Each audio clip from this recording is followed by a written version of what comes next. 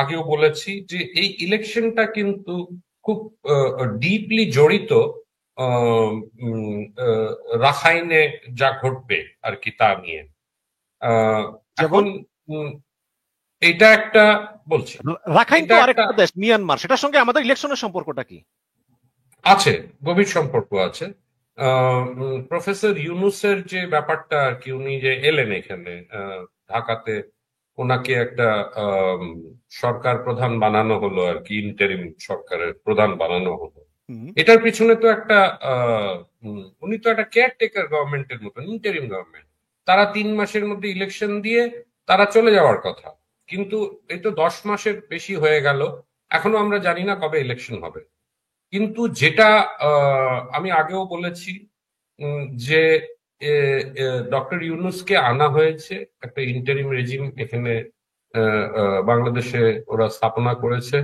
এটার পেছনে একটা গল্প আছে, সেই গল্পটা রাখাইনের সঙ্গে জড়িত। একটা আনইলেক্টেড গভর্নমেন্ট হলেই কিন্তু রাখাইনের অপারেশনটা করানো যায়। সেই জন্যই কিন্তু বাংলাদেশ আর্মির কথা উঠেছে। আর সেটা উঠেছে হলো ওই হিউম্যানিটেরিয়ান করিডোরের কথা নিয়ে যখন কথাবার্তা শুরু হলো। তারপরে হিউম্যানিটেরিয়ান করিডোরের ব্যাপারটা এতই কন্ট্রোভার্সিয়াল হয়ে গেল যে সেটা এখন আর সেটাকে নিয়ে কোনো কথাবার্তা কেউ আর বলছে না। কিন্তু একটা প্রশ্ন উঠতে পারে, লোকজনরা করতেই পারে, তার মানে কি মার্কিনীদের আরাকান রাখাইনে তাদের প্ল্যান কি তারা ড্রপ করেছে? আমি হুম। বলবো না, সেটা ড্রপ করেনি, ওটা আপাতত স্থগিত রেখেছে। এই ব্যাপারটা আহ, আহ, আহ, নানান দলের মধ্যে ডিসকাশন হচ্ছে। তারেক রহমান সাহেবের সঙ্গে মিটিং হলো প্রফেসর ইউনূসের লন্ডনে, আম, গতকালই শেষ হলো আর কি।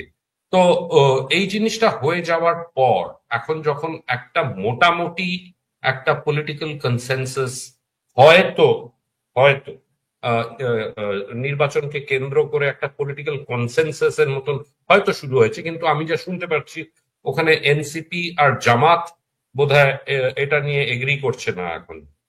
জি, ওরা হয়তো এনসিপি ইলেকশনটা আরো এনসিপি এনসিপি গতকালকে বলেছে যে যে এটা জুলাইয়ের শহীদদের প্রতি অবমাননা, কারণ নির্বাচনের জন্যই এই মানে শেখ হাসিনা পালিয়ে যায়নি।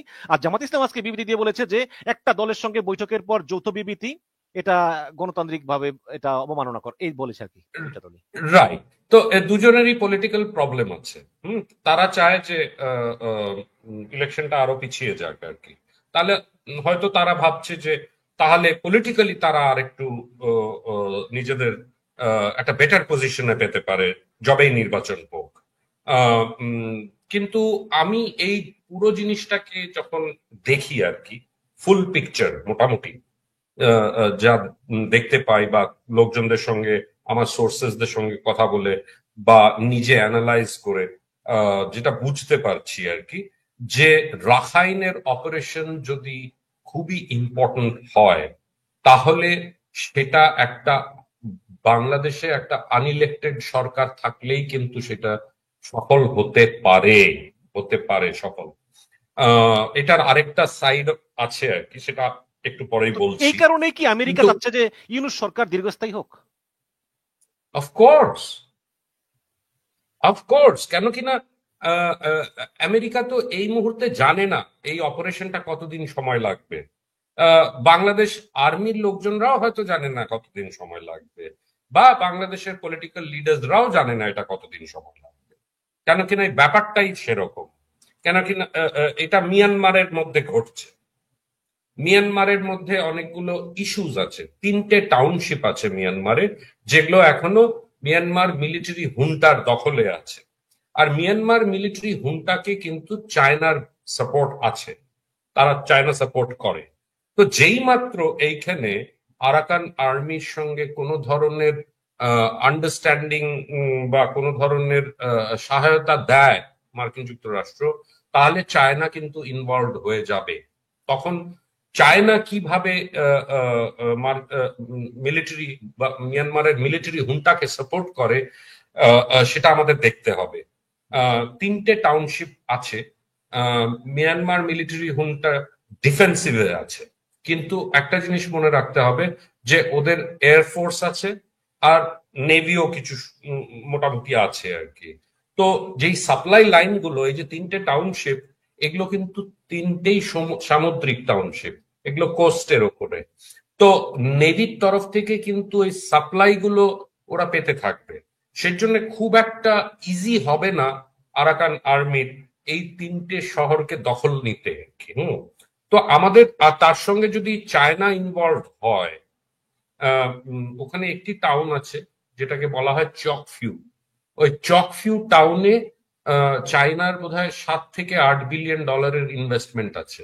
একটা অয়েল আর গ্যাস পাইপলাইনও আছে যেটা চকফিউ থেকে শুরু হয়ে পুরো কুনমিং অব্দি যায় চায়নায়। তো মানে খুবই সাধারণ অবভিয়াস ব্যাপার যে চায়না এটাকে প্রোটেক্ট করবেই অ্যাট এনি কস্ট। তো সেই প্রোটেকশনটা যদি করতে হয়, আর তখন যদি তারা মিয়ানমার মিলিটারি হুন্টাকে সেই সাপোর্টটা দেয়, তখন কিন্তু প্রবলেম হয়ে যেতে পারে আরাকান আর্মি। আর ইনডাইরেক্টলি তখন প্রবলেম হয়ে যেতে পারে মার্কিনী পরিকল্পনা আর কি, এই যে আরাকান আর্মিকে সাপোর্ট করা বা ব্যাক করা। আর ইনডাইরেক্টলি সেইটা তখন ইম্প্যাক্ট করবে বাংলাদেশের আর্মির ওপরে আর বাংলাদেশের সরকারের উপরে। তো সেই জন্যই বলছি যে এই প্রবলেমটা যখন যদি হয়, তারা চাইবে না যে এখানে একটা ইলেক্টেড গভর্নমেন্ট থাকুক, ইলেক্টেড গভর্নমেন্ট যেটা আনসারেবল টু দ্য পিপল হয়। হ্যাঁ, এখানে তো একটা যুদ্ধের মতন জায়গায় যেখানে বাংলাদেশের আর্মি ইনভলভ হয়ে যাচ্ছে অন্য আরেকটা দেশে, সেখানে কিন্তু দাদা একটা আপনি আপনি এখানে বললেন যে যেহেতু এটা আনইলেক্টেড গভর্নমেন্ট, এটা পিপলের কাছে মানে অ্যাকাউন্টেবল না, মানলাম। কিন্তু আমরা দেখেছি যে যখন এই করিডোরের বিষয় আলাপ হলো, তখন পররাষ্ট্র উপদেষ্টা তৌহিদ হোসেন তিনি বললেন যে হ্যাঁ করিডোর নিয়ে আলাপ হচ্ছে, কিন্তু নিরাপত্তা উপদেষ্টা খলিলুর রহমান আবার বললেন যে না হচ্ছে না। তো সরকারের ভিতরে এই লুকোচুরি করার ক্ষমতা কেন? এটা এটা এটা ঠিক না, এটা ঠিক না। খলিলুর রহমান সাহেব জানতেন, খলিলুর রহমান সাহেব জানতেন উনি কি বলছেন। উনি জানতেন হিউম্যানিটেরিয়ান করিডোরের কথা উঠেছে, উনিও এটার সঙ্গে সহমত ছিলেন। উনি পরে বারণ করেছেন যখন বিপাকের মধ্যে পড়েছেন, ঠিক আছে। আর এটাও জানা আমাদের, উনি নিজে বলেছিলেন যে আরাকান আর্মির সঙ্গে তারা কথা বলছে, তারা নিশ্চয়ই রাত্রিবেলায় কি ডিনার করবে সেই নিয়ে আলোচনা করছে না। তো তো খলিলুর রহমান সাহেব নিজেই নিজের কথার ট্র্যাপের মধ্যে পড়ে গিয়েছিলেন। সেই জন্যই আপনারা লক্ষ্য করে থাকবেন, কালকে যখন তারেক রহমান সাহেব হোটেলে এলেন লন্ডনে, তখন কিন্তু 2জন লোক গিয়েছিল তাকে রিসিভ করতে। একজন হচ্ছে প্রফেসর ইউনূসের প্রেস সেক্রেটারি শফিকুল আলম, আর আরেকজন ছিলেন হচ্ছে খলিলুর রহমান। খলিলুর রহমানই উনি ওনাকে ওয়েলকাম করলেন, হ্যান্ডশেক করলেন। এখন আমরা সবাই জানি যে বিএনপির তরফ থেকে কিন্তু অন্তত 4 থেকে 5 জন নেতা ওনার পদত্যাগ চেয়েছিলেন, অ্যালং উইথ আসিফ মাহমুদ মাহফুজ আলম আর মাহফুজ আলম। তো এখন আর সেই এখন আর সেই কথা আর হচ্ছে না। বিএনপির অনেক সিনিয়র নেতারা পাবলিক প্লেসে বলেছেন যে এই খলিলুর রহমান নাকি খুনের সঙ্গে জড়িত। খুনের সঙ্গে জড়িত, এখন সেটা আমরা বলবো না খুনের সঙ্গে জড়িত। উনি ওই সময় বিএনপির সিনিয়র নেতারা বলতেছে, বিএনপি সিনিয়র নেতারা বলতেছে। হ্যাঁ, উনি ওনার এক ওই 2001-এর অক্টোবরের 2 তারিখে একটা ঘটনা ঘটেছিল ঢাকাতে, যেখানে একজন ভদ্রলোক তার স্ত্রীকে গুলি করে মেরেছিল, তারপরে নিজে বন্দুকটা দিয়ে নিজেই আত্মহত্যা করেছিল। বলা হয় আর কি যে ওই মহিলার সঙ্গে খলিলুর রহমান সাহেবের ঘনিষ্ঠতা ছিল কোনো একটা জায়গায়। এখন এটা অ্যালিজেডলি, এটা কোনো প্রুফ নেই, কারোর কাছে কোনো এভিডেন্স নেই, কিন্তু এটা বলা হয়। আর উনি কিন্তু তখন এসছিলেন পার্সোনাল সেক্রেটারি হয়ে জাস্টিস লতিফুর রহমান সাহেবের, জাস্টিস লতিফুর রহমান সাহেবের পার্সোনাল সেক্রেটারি হয়ে এসেছিলেন। উনি ওই 3 মাসের কেয়ারটেকার গভর্নমেন্টের উনি তখন চিফ অ্যাডভাইজার ছিলেন আর কি। তো তখন উনি মিস্টিরিয়াসলি চলেও যান দেশ ছেড়ে আমেরিকাতে ফেরত। তো পত্রপাঠ উনি চলে যান। তো একটা কোথাও লিঙ্ক আছে হয়তো, সেটা তো ইনভেস্টিগেশন হলে জানা যেত, কিন্তু ওই সময় পুলিশ আর এটাকে নিয়ে ইনভেস্টিগেটও করেনি। তো আমরা জানি না এক্স্যাক্টলি নেচার অফ ইনভলভমেন্টটা কি ছিল। তো যাই হোক, আমরা সেটা নিয়ে তার থেকে বড় ব্যাপার হচ্ছে যে বিএনপির নেতারা অনেকজন বলেছিল, আমি তাদের নামও বলে দিতে পারি যারা যারা বলেছিল। বুলু সাহেব, বুলু সাহেব ছিলেন, তারপরে সালাউদ্দিন আহমেদ ছিলেন, তারপরে ফখরুল সাহেব ছিলেন, তারপরে রুহুল আমিন, আমাদের রিজভী সাহেব ছিলেন। এরা তো সবাই পাবলিকলি বলেছিল, আর খন্দকার সাহেবও বলেছিলেন যে এনাকে ছেড়ে দিয়ে রিজাইন করা উচিত, ওনার চলে যাওয়া উচিত। তো কেন কিনা উনি একজন বিদেশি নাগরিক, আর ওনার এই সেন্সিটিভ পজিশনে না থাকাটাই ভালো আর কি। এখন কি সেই জিনিসগুলো বলবে বিএনপির এই নেতারা? এখন তো যা আমি শুনলাম, ফখরুল সাহেব বললেন কিছু অল্প ছোটখাটো ভুল বোঝাবুঝি হয়েছিল, সেগুলো আমরা মিটিয়ে নিতে না না, পেরেছি। দাদা, সে ব্যাপারে আমি আসবো, কিন্তু তার আগে একটা ছোট্ট প্রশ্ন। আমরা আসলে আরাকান আর্মি বা ওই যে করিডোর নিয়ে অনেক কথা বললাম, মিয়ানমারের সঙ্গে সরকার বলতেছে মানবিক করিডোর, এটাতে অস্ত্র মস্ত্র আসবে না, শুধু মানবিক খাদ্য খাদ্য বস্ত্র পাঠানো হবে।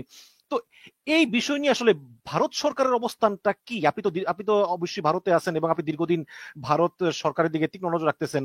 ভারতের পররাষ্ট্রনীতি আসলে কি বলে? এই বাংলাদেশ যদি আমেরিকার রিকোয়েস্টে বা আমেরিকার অনুরোধে এই মিয়ানমারে করিডোরটা দেয়, এটাকে ভারত আসলে কি চোখে দেখতেছে, ভারত সরকার? আমার মনে হয় ভারত এটা নিয়ে কোনো অফিসিয়ালি কোনো স্টেটমেন্ট এটা নিয়ে একেবারেই দেয়নি। হুম, ভারতের স্টেটমেন্ট হচ্ছে, বাংলাদেশে লাস্ট স্টেটমেন্ট যা আমরা শুনেছিলাম আমাদের ফরেন মিনিস্ট্রি থেকে, যে বাংলাদেশে একটা তাড়াতাড়ি ইলেকশন হওয়াটা ভারতের জন্য, ভারত চায় সেটা। কিন্তু মিয়ানমার বা হিউম্যানিটেরিয়ান করিডোর এইসব নিয়ে ভারত কোনো অফিসিয়ালি কোনো বক্তব্য রাখেনি। বাট একটা জিনিস মনে রাখতে হবে, মিয়ানমারে মানে রাখাইনে ভারতেরও কিছু ইন্টারেস্ট আছে। হুম, হুম হুম, সিটওয়ে বলে একটি জায়গা, সেটা হলো রাখাইন স্টেটের ক্যাপিটাল।